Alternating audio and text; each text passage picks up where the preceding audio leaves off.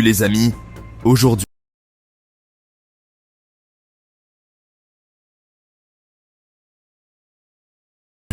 j'ai une histoire épique pour vous. Une histoire de courage, de compassion et de la force du destin. Voici Seydou Konfé, le gardien des terres oubliées.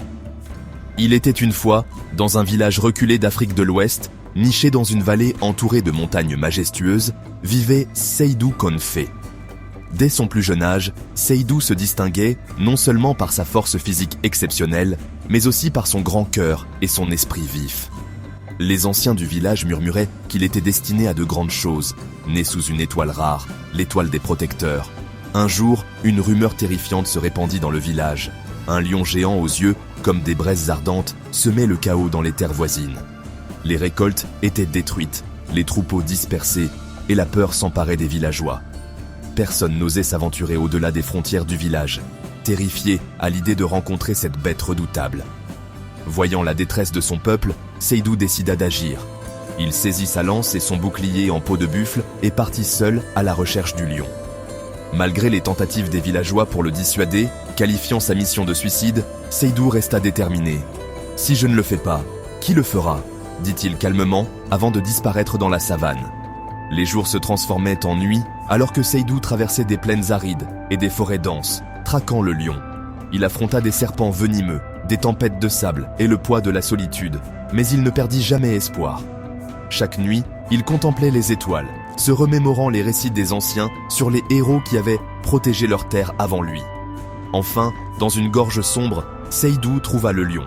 Il était immense, sa crinière dorée miroitant sous le clair de lune. Les yeux du lion semblaient percer l'âme de Seydou, mais il ne détourna pas le regard. Il savait que ce combat n'était pas seulement pour sa survie, mais pour l'avenir de son peuple. Le lion rugit et le combat commença. Seydou utilisa toute son agilité et sa force pour esquiver les puissantes attaques de la bête.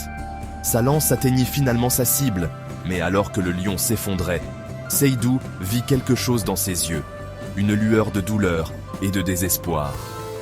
Il réalisa que le lion n'était pas un monstre, mais une créature souffrante, chassée de son territoire par des forces indépendantes de sa volonté.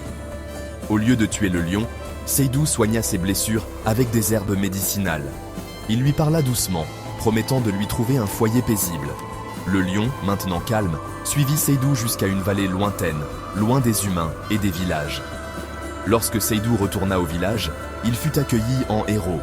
Il partagea son aventure, insistant sur la nécessité de vivre en harmonie avec la nature. Inspirés par sa sagesse et son courage, les villageois jurèrent de protéger leurs terres et toutes ses créatures. Seydou Konfé devint une légende, non seulement pour sa bravoure, mais aussi pour sa compassion.